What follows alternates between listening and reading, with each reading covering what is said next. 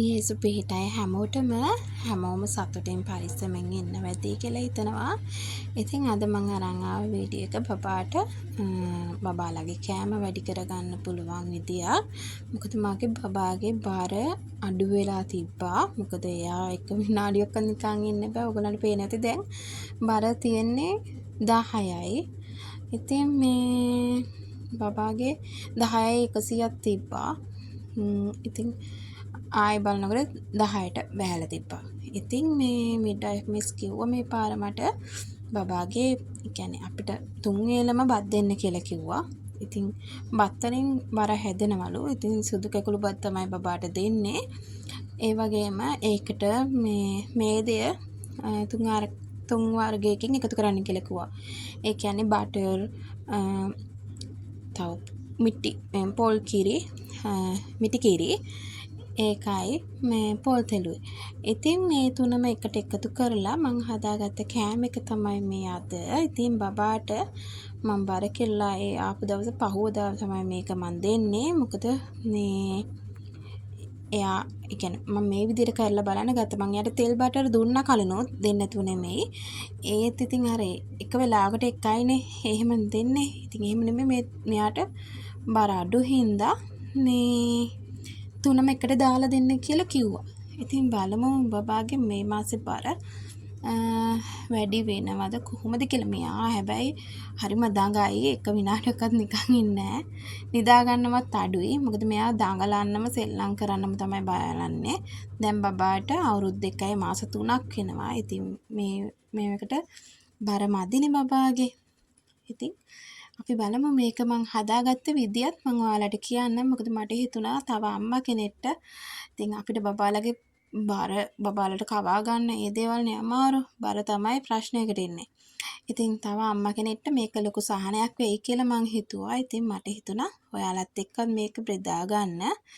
ඉතින් මම මේ වෙලාවේදී ඉස්සෙල්ලාම වාජනේට බටර් ටිකක් දාලා ඒකට තෙල් ටිකකුත් දාලා මේ ටික හොඳට මේ රත් වෙන දීලා ඒකටම මම තඹගත්ත අල ඒ වගේම තඹගත්ත බතල ඒ වගේම උයාගත්ත සුදු බත් එකතු කරගත්තා. ඒ ටික ඔක්කොම තෙලින් හොඳට මේ වෙනකොට ඒකට මම හීනියට කපාගත්ත චූටියටම කපාගත්ත නිමිති කොළ දාගත්තා.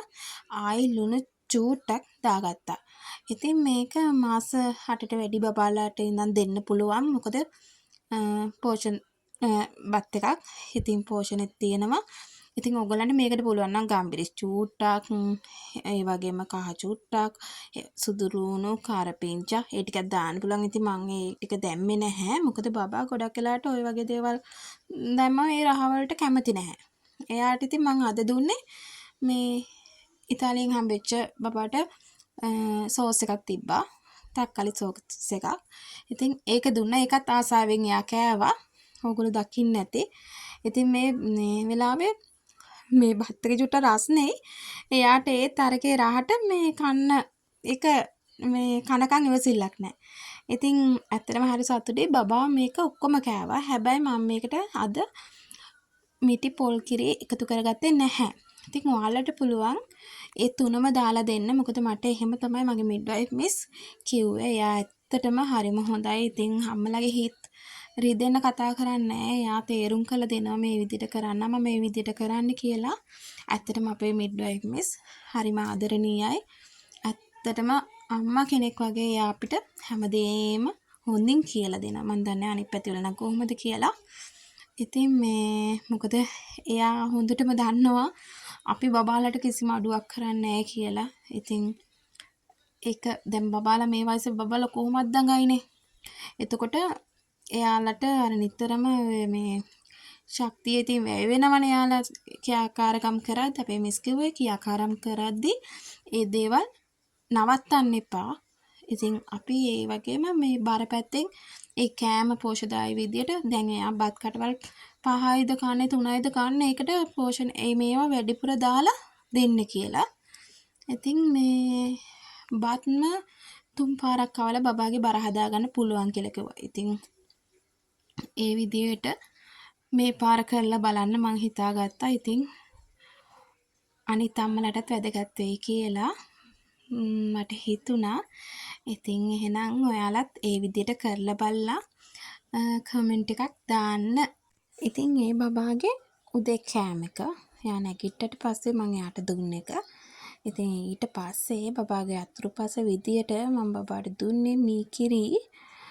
ඒකට කිතුල් පැණි චුට්ටක් දාලා, ඒකට ස්ට්‍රෝබෙරි ගෙඩි 2ක් 3ක් කපලා දාලා. ඉතින් එයා ඒකත් කෑවා. ඉතින් ඒ විදියට එයාට අතුරුපස විදියට ඒක දුන්නා.